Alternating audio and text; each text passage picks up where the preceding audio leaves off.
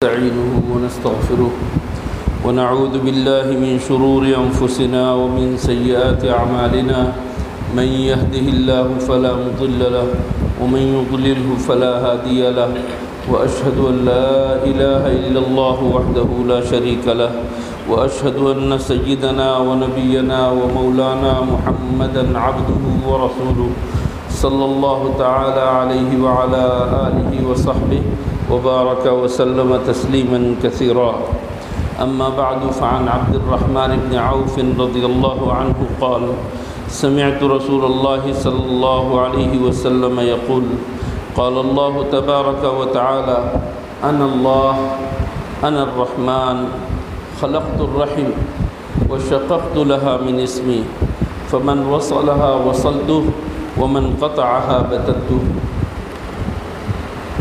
حضور اکرم صلی اللہ علیہ وسلم کی ایک حدیث میں نے آپ کے سامنے پڑھی. انشاءاللہ اسی موضوع پر دوسری حدیثیں بھی آئیں گی. ہمارے معاشرے کے اندر جہاں اللہ تعالیٰ نے بہت سارے انعامات سے ہمیں نوازا، وہاں کچھ ہمارے درمیان خرابیاں بھی پیدا ہو رہی ہیں، اور ان خرابیوں کے پیدا ہونے کی وجہ سے ہمارا معاشرہ بگڑ کر رہ گیا، اور ہمارا معاشرہ فسادی بن کر رہ گیا، سڑ گیا معاشرہ. اللہ نے ہمیں پیدا کیا اور ہمیں خاندان دیا، ہمیں بستی دی، ہمیں گاؤں دیا، ہمیں شہر دیا. اللہ نے ہمیں جنگل میں پیدا نہیں کیا کہ اکیلے زندگی گزارنے والے ہوں. اللہ نے ہمیں کسی پہاڑ کے غار میں نہیں پیدا کیا کہ وہاں پر ہم اکیلے زندگی گزارتے ہوں. اللہ نے ہمیں بھرا پورا خاندان دیا، ماں باپ دیے، چچا، ماموں، خالہ، پھوپھی، خالہ زاد بھائی، ماموں زاد بھائی، خالہ زاد بہنیں، ماموں زاد بہنیں، تایا زاد بھائی، چچا زاد بھائی. الحمدللہ اللہ تعالیٰ نے ہمیں ایک پورا خاندان دیا، اور یہ اللہ کی بہت بڑی نعمت ہے، بہت بڑی نعمت ہے. لیکن افسوس نعمت کا احساس نہیں رہتا ہمیں. جیسے ایک آدمی تندرست ہے تو اسے تندرستی کا احساس نہیں. اللہ نے مجھے تندرست بنایا ہے، اس کا احساس نہیں ہوتا، اس وجہ سے وہ شکر ادا نہیں کرتا. روزانہ وہ اپنی آنکھوں سے سب کچھ دیکھ رہا ہے، لیکن یہ آنکھ کتنی بڑی نعمت ہے پتہ اس دن چلا جب ایک دن کوئی تنکا آ گیا. ایک تنکے کے آنے کی وجہ سے آنکھ بند ہو گئی، اب آنکھ نہیں کھل رہی. ڈاکٹروں کے پاس جا رہے ہیں، حکیموں کے پاس جا رہے ہیں، مختلف قسم کے ٹوٹکے آزما رہے ہیں. میری آنکھ بند ہو گئی، میں کیا کروں، میری آنکھ میں درد ہو رہا ہے. کبھی بھی ہم نے اس آنکھ کے صحت مند ہونے کی حالت میں اس کی قدر نہیں سمجھی. یہی حال ہاتھ کا ہے، یہی حال پیروں کا ہے. ایک ذرا سی رگ اگر ٹیڑھی ہو جائے تو فوراً احساس ہوتا ہے اللہ اکبر، کس قدر آزادی کے ساتھ میں اپنی انگلیوں کو استعمال کرتا تھا، میں نے اللہ کا شکر ادا نہیں کیا. اللہ نے ذرا سی رگ ٹیڑھی کر دی تو میری انگلی بند ہو گئی. اسی طریقے سے میرے دوستو، خاندان اللہ نے دیا، بھائی اللہ تعالیٰ نے دیے، بہنیں اللہ نے دی. کتنی بڑی نعمت ہے. ان نعمتوں کا استحضار نہیں رہتا اور ہم ان سے بائیکاٹ کر کے بیٹھے رہتے. صلہ رحمی کا اللہ نے حکم دیا، ہم نے ان سے بائیکاٹ کر لیا، قطع رحمی کرنا شروع کر دی. اس سے اس کی بات چیت بند، اس کی اس سے بات چیت بند، اس سے اس کی لڑائی، اس کی اس سے لڑائی، ماں بیٹوں کے درمیان لڑائی، ماں بیٹی کے درمیان جھگڑا، باپ بیٹوں کے درمیان جھگڑا، چچا ماموں کے ساتھ جھگڑا. ہر محلے میں، ہر گھر میں یہ کہانی ہے، ہر جگہ یہ کہانی ہے. معمولی میں کی وجہ سے، معمولی باتوں کی وجہ سے ہم اپنے رشتوں کو ختم کر دیتے ہیں. اس رشتے کی کیا اہمیت ہے، اللہ کے رسول صلی اللہ علیہ وسلم نے اس کا کیا ذکر کیا ہے. میں نے ایک حدیث آپ کے سامنے پڑھی ہے، اس کا مفہوم ذرا سمجھیں. حضرت عبد الرحمن بن عوف رضی اللہ تعالیٰ عنہ فرما رہے ہیں کہ میں نے رسول اللہ صلی اللہ علیہ وسلم کو یہ فرماتے ہوئے سنا کہ اللہ نے فرمایا ہے، رسول اللہ صلی اللہ علیہ وسلم نے فرمایا کہ اللہ نے فرمایا ہے.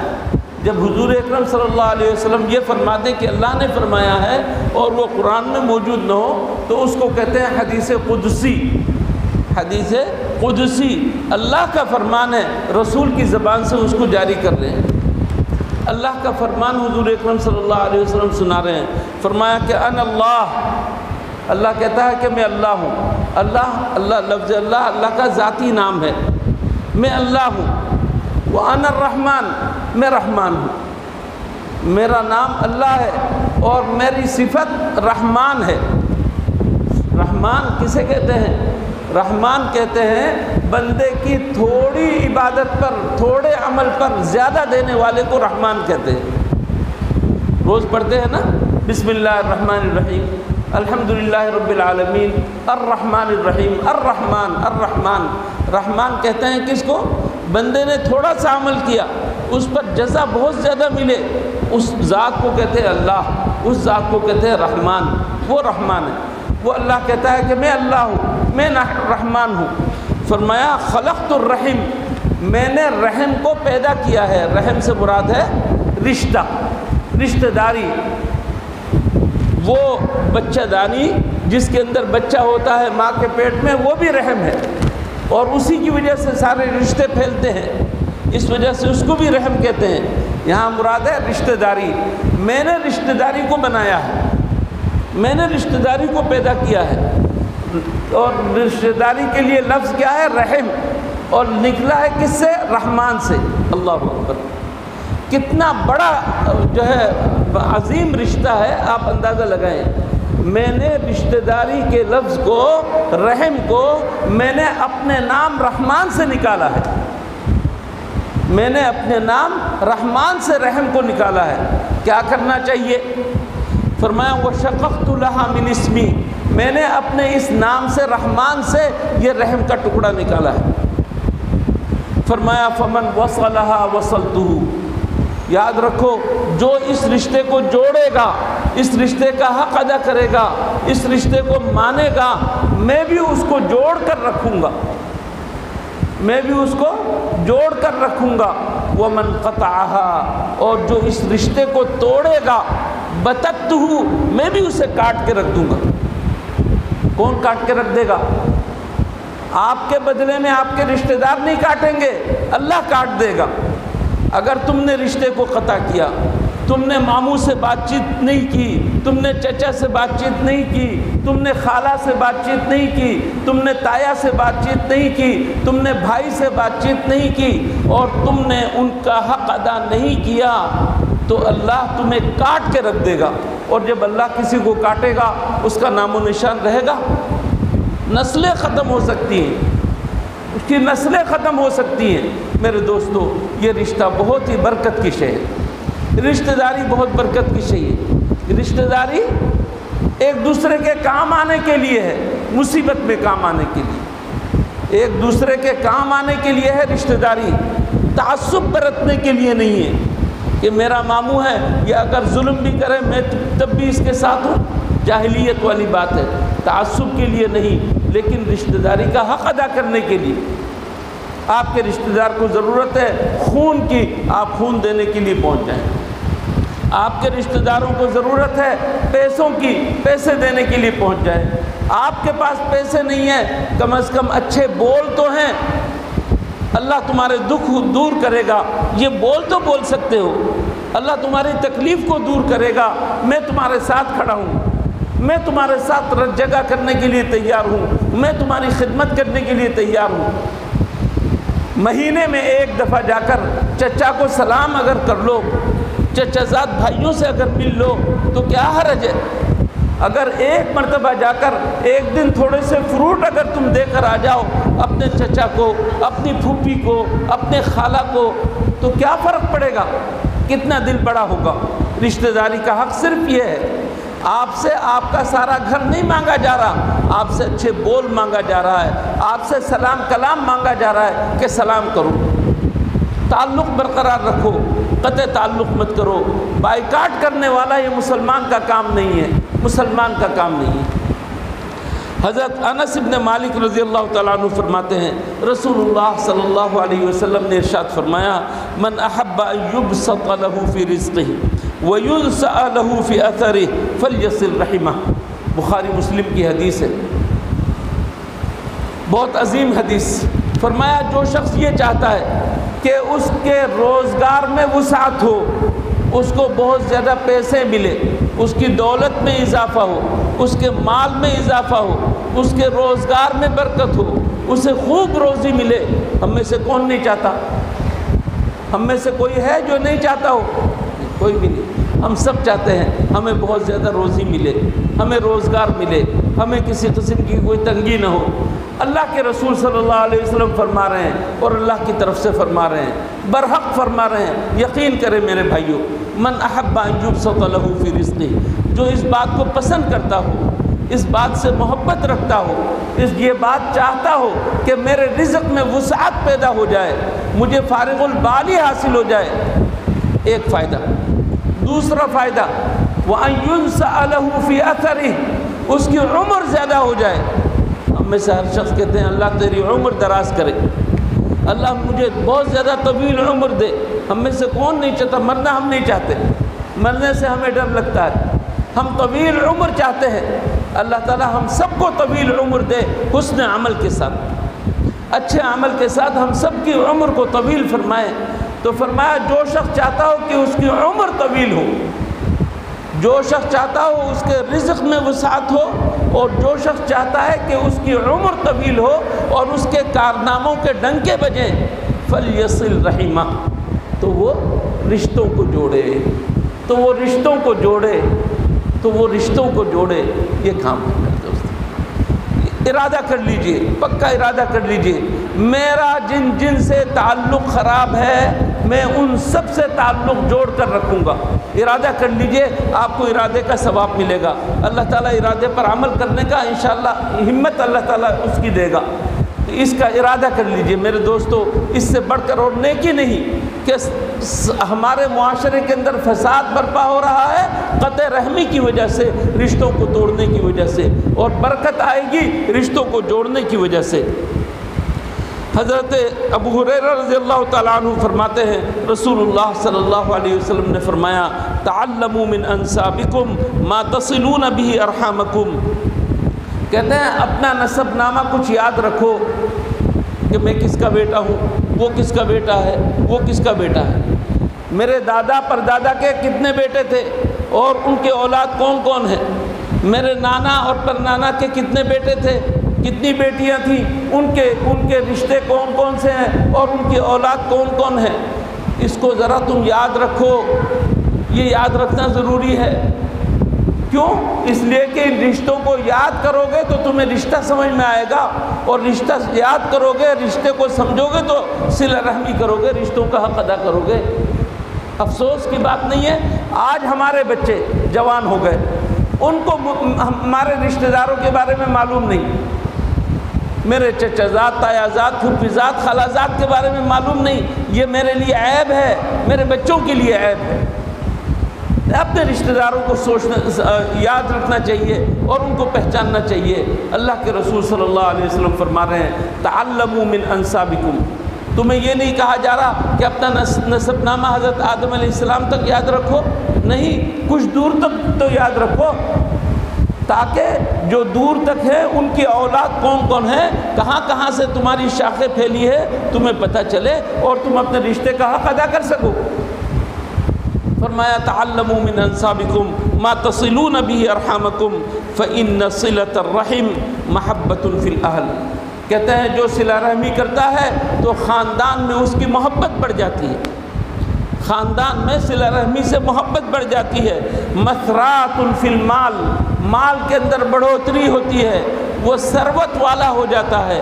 منسعۃ فی الاثر، اس کے کارنامے بڑھتے رہتے ہیں اور اس کی عمر میں اضافہ ہوتا رہتا ہے۔ کیا زبردست فائدے بتائے رشتوں کے۔ حضرت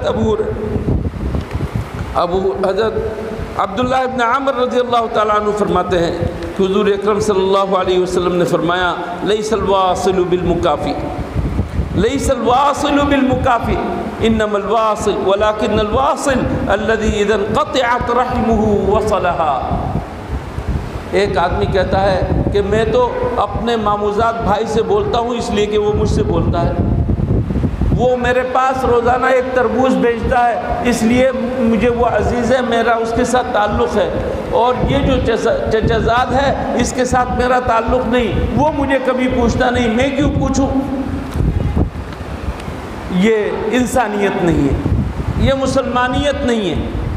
اللہ کے رسول صلی اللہ علیہ وسلم فرما رہے ہیں جو کوئی آپ کے ساتھ رشتہ جوڑے اور آپ اس کے ساتھ رشتہ جوڑیں اور بدلہ دیں تو یہ کوئی صلہ رحمی نہیں ہے، یہ کوئی بڑا صلہ رحمی کا کام نہیں ہے کہ اگر اس نے اچھا کیا تو میں اچھا کروں گا، اس نے اچھا کیا تو میں اچھا کروں گا، اس کے ساتھ تعلق رکھوں گا، اگر اس نے رشتہ قطع کر دیا تو میں بھی نہیں دیکھتا اس کو۔ نہیں، اصل رشتہ جوڑنے والا وہ شخص ہے، اصل اللہ کے نزدیک فضیلت والا وہ شخص ہے، اس شخص کو کہا جائے گا کہ یہ رشتہ جوڑنے والا ہے، کہ جس نے رشتہ توڑ دیا ہو اور آپ جا کر زبردستی اس سے جوڑتے ہیں، آپ جا کر زبردستی اسے جوڑتے ہیں، دلوں کے اندر کینہ ہے، بغض ہے اپنے رشتہ داروں کے لیے، اپنے بھائیوں کے لیے۔ اسی لیے ہوشیار اور چالاک لوگ کیا کرتے ہیں، ایک باپ اپنے سارے بیٹوں کو ایک گھر میں شادی کے بعد نہیں رکھتا، ہوشیار باپ ہر ایک کو الگ الگ کر دیتا ہے، تم بھی جاؤ تم بھی جاؤ تم بھی جاؤ، اپنے گھر بساؤ، کیونکہ محبت رہے گی۔ ایک گھر میں رہو گے تو ایک دوسرے سے دشمنی کرو گے، تمہاری بیویاں آپس میں دشمنی کریں گی اور تم آپس میں صاف دل نہیں رہ سکو گے، الگ الگ رہو گے اور ذرا دور رہو گے اور بھی زیادہ محبت رہے گی۔ محبت رہنا ضروری ہے میرے دوستو، صرف اس بنیاد پر کہ اس نے میرے ساتھ اچھا نہیں کیا اس لیے میں اس سے رشتہ بند کر کے رکھتا ہوں، میں اس کی طرف تھوکتا بھی نہیں ہوں، میں اس کی طرف جاتا بھی نہیں ہوں، نہیں، یہ مسلمانوں والا کام نہیں۔ حضرت ابوبکر صدیق رضی اللہ تعالیٰ عنہ کی بیٹی ہیں، کون؟ حضرت عائشہ، جانتے ہیں نا سب، حضور اکرم صلی اللہ علیہ وسلم کی انتہائی چہیتی بیوی، ہماری ماں صدیقہ عائشہ۔ منافقوں نے تہمت لگا دی، منافقوں نے تہمت لگا دی، بہت بڑی تہمت، اتنی بڑی تہمت کہ دنیا میں وہ سمائے نہیں، اتنی بڑی تہمت لگا دی۔ صدیقہ عائشہ پریشان، رسول اللہ صلی اللہ علیہ وسلم پریشان، ابوبکر صدیق پریشان، ابوبکر کا پورا خاندان پریشان، اللہ کی طرف سے کوئی بات نہیں آ رہی، اس وجہ سے سب خاموش، صدیقہ عائشہ رو رہی ہے، مسلسل رو رہی ہے، رو رہی ہے۔ اس منافقوں نے جو حرکت کی اس کے اندر کچھ سادہ قسم کے مسلمان بھی پھنس گئے، 3 سادہ قسم کے مسلمان بھی پھنس گئے۔ ان میں سے ایک مسلمان بدری صحابی، لیکن حضرت ابوبکر صدیق رضی اللہ تعالیٰ عنہ کے اپنے بھتیجے یا بھانجے، آپ رشتہ دیکھیں کس قدر، اور ایک طرف بھانجا یا بھتیجا ہے وہ، دوسری طرف اتنے مسکین کہ حضرت صدیق اکبر ہر مہینے ان کو وظیفہ دیتے ہیں، خرچہ دیتے ہیں، ان کی دیکھ بھال کرتے ہیں۔ ایسے بھانجے نے حضرت ابوبکر صدیق کی بیٹی کے اوپر تہمت لگانے کے اندر حصہ لیا، نادانی تھی، پکے مسلمان تھے، پکے صحابی تھے، ان کے اوپر جو سزا جاری ہوئی، لیکن یہ کہ میں بتا رہا ہوں کہ کتنا بڑا عمل انہوں نے کیا۔ اللہ کی طرف سے حضرت صدیقہ عائشہ کی برات اور بے گناہی ثابت ہو گئی، قرآن کریم کی آیتیں اتری۔ حضرت ابوبکر صدیق کو منافقوں پر زیادہ غصہ نہیں آیا، لیکن غصہ کس کے اوپر آنا تھا؟ بھانجے پر، کیونکہ بھانجا ہو کر تم نے ایسا کام کیا اور قسم کھا لی کہ میں اس کو کبھی بھی اس کے اوپر خرچہ نہیں کروں گا، کچھ نہیں دوں گا۔ اللہ جل شانہ کو اچھا نہیں لگا، اللہ تعالیٰ نے قرآن کریم میں آیت نازل کی، وَلَا يَأْتَلِ أُولُو الْفَضْلِ مِنْكُمْ وَالسَّعَةِ أَن يُؤْتُوا أُولِي الْقُرْبَى وَالْمَسَاكِينَ وَالْمُهَاجِرِينَ فِي سَبِيلِ اللَّهِ وَلْيَعْفُوا وَلْيَصْفَحُوا أَلَا تُحِبُّونَ أَن يَغْفِرَ اللَّهُ لَكُمْ وَاللَّهُ غَفُورٌ رَحِيمٌ۔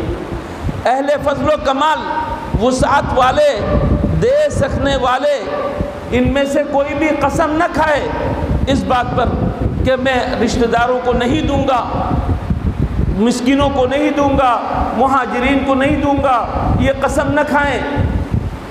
اور ایسے لوگوں کو چاہیے کہ وہ معاف کر دیں، درگزر کر دیں۔ تم نہیں چاہتے کیا اللہ تمہیں معاف کرے؟ بس یہ سننا تھا۔ حضرت صدیق اکبر تڑپ اٹھے اور کہا کہ یا اللہ میں چاہتا ہوں کہ تو میری مغفرت کر دے، ان کا وظیفہ جاری کر دیا۔ اور ان کے ساتھ صلہ رحمی شروع کر دی، معاف کر دیا۔ کتنا بڑا الزام تھا آپ اور میں۔ آج اگر ہم اپنے کو اس بات کے اوپر لے کر آئے، ہماری بیٹی ہماری بہن کے اوپر اگر کوئی تہمت لگاتا رشتہ داروں میں سے، تو ہم تو اس کو قتل کر دیتے، ہم اس کے ساتھ معلوم نہیں کیا کچھ کرتے، اور کم سے کم یہ کہ اس کے ساتھ ہمیشہ ہمیشہ کے لیے بائیکاٹ کر دیتے۔ لیکن اسلامی معاشرہ یہ نہیں چاہتا۔ اسلامی معاشرہ یہ چاہتا ہے کہ آدمی کے اندر شرمندگی پیدا ہو گئی، انہوں نے توبہ کر لی، اللہ نے معاف کر دیا، اور آپ بھی معاف کر دو۔ وَلْيَعْفُوا وَلْيَصْفَحُوا، چاہیے کہ معاف کر دیں، چاہیے کہ درگزر کریں۔ ان سے بڑا جرم نہیں ہوگا، تمہارے رشتہ داروں نے تمہارے ساتھ ان سے بڑا جرم نہیں کیا ہوگا، معاف کر دیا۔ حضرت یوسف علیہ السلام کے بھائیوں نے حضرت یوسف علیہ السلام کے ساتھ کیا نہیں کیا؟ معصوم بچے، ان کو اٹھا کر کنویں میں پھینک دینا کہ مرے جیے، اور پھر وہاں سے لوگ اٹھا کر لے گئے، مصر کے بازار میں بیچ دیا۔ پھر اس کے بعد ہوتے ہوتے ہوتے ہوتے اللہ نے ان کو بادشاہ بنا دیا، اللہ نے ان کا مقام بلند کر دیا۔ سارے بھائی آ کر ان کے محتاج ہو گئے۔ بھائی شرمندگی کا اظہار کر رہے ہیں اور کہہ رہے ہیں کہ اللہ نے تمہیں بہت بڑا مقام دیا ہے۔ حضرت یوسف علیہ السلام کو یہ سننا بھی گوارا نہیں، وہ فرماتے ہیں لا تثریب علیکم اليوم، تم نے جو کچھ کیا ہے اس پر کوئی ملامت نہیں ہے، میں تمہیں ملامت نہیں کرتا۔ والد صاحب اور آئے حضرت یوسف علیہ السلام کے سامنے، اور حضرت یوسف علیہ السلام نے ان کے سامنے اپنا دکھڑا نہیں سنایا، خوشخبری سنائی۔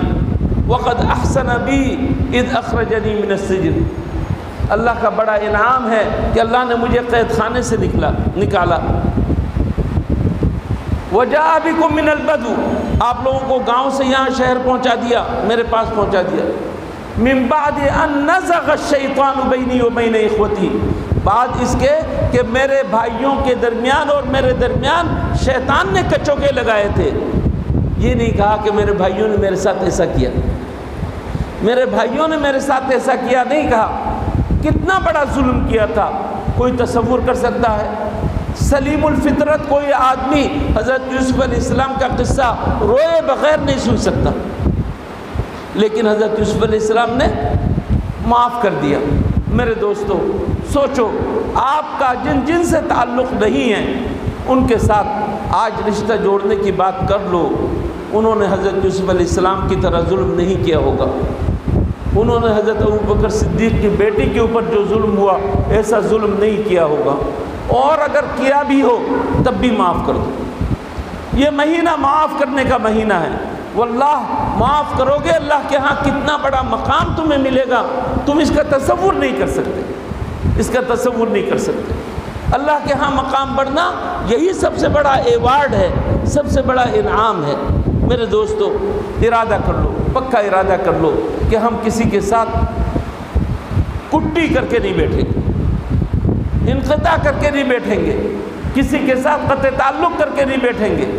حضور اکرم صلی اللہ علیہ وسلم نے فرما دیا، کوئی مسلمان کسی مسلمان سے ناراض ہو کر دنیا کے لیے 3 دن سے زیادہ اس کو چھوڑ کر نہ بیٹھے، 3 دن سے زیادہ چھوڑ کر نہ بیٹھے۔ 3 دن سے زیادہ میرے دوستو بات چیت بند رکھنا صحیح نہیں۔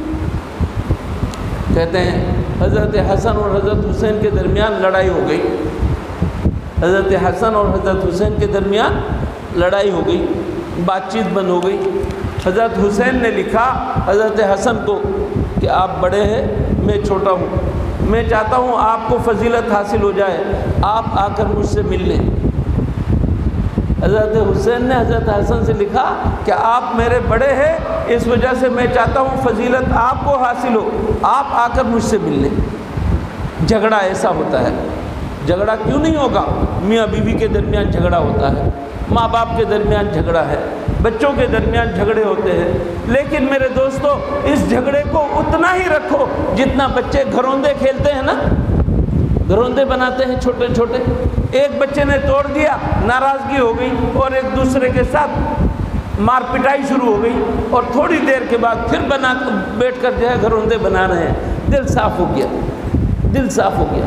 ایسے ہی میرے دوستو دنیا چند دنوں کے لیے ہے، یہاں چھوٹے چھوٹے ہم گروندے بنا رہے ہیں، ان گروندوں کے اوپر کیوں بھروسہ کرتے ہو؟ یہ اگر ٹوٹ بھی جائے تو تعلقات کو برقرار رکھنا چاہیے۔ نادان ہے وہ، بچوں کی لڑائی میں بڑے پڑ جاتے ہیں اور لمبی لمبی تلواریں نکل آتی ہیں، نادان ہے، بے وقوف ہے، جہالت کی بات ہے یہ۔ آخری حدیث سنا کر ختم کرتا ہوں۔ حضرت ثوبان رضی اللہ تعالیٰ عنہ فرماتے ہیں رسول اللہ صلی اللہ علیہ وسلم نے فرمایا ثلاث معلقات بالعرش، تین چیزیں عرش کے سامنے لٹک جائیں گی، تین چیزیں عرش کے سامنے لٹک کر کچھ عرض معروض کریں گی عرش کے سامنے، اللہ کے سامنے۔ فرمایا الرحم تقول اللہم انی بک فلا اقطع، اے اللہ، رحم کہے گا، رشتہ داری کہے گی اے اللہ میں تیری پناہ لیتی ہوں، رشتہ داری کہے گی اے اللہ میں تیری پناہ لیتی ہوں، مجھے قطع نہ کیا جائے، میرا رشتہ نہ توڑا جائے۔ والامانۃ تقول، اور امانت داری اٹھ کر کہے گی انی بکا، اے اللہ میں تیری پناہ لے رہی ہوں، تیری حفاظت میں آ رہی ہوں، فلا اختان، خیانت نہ کی جائے، خیانت نہ کی جائے۔ والنعمت تقول، اور اسی طرح اللہ کی طرف سے جو نعمت آ رہی ہے، انعامات آ رہے ہیں، یہ نعمت اٹھ کر کہے گی اللہم انی بکا، اے اللہ میں تیری پناہ لے رہی ہوں، فلا اکفر، میری ناشکری نہ کی جائے۔ یہ ہے حضور اکرم صلی اللہ علیہ وسلم کی تعلیمات اور آداب جو میں نے آپ کے سامنے بتایا۔ رمضان کے آخری ایام ہیں، خدا کے واسطے دل صاف کر لیجئے۔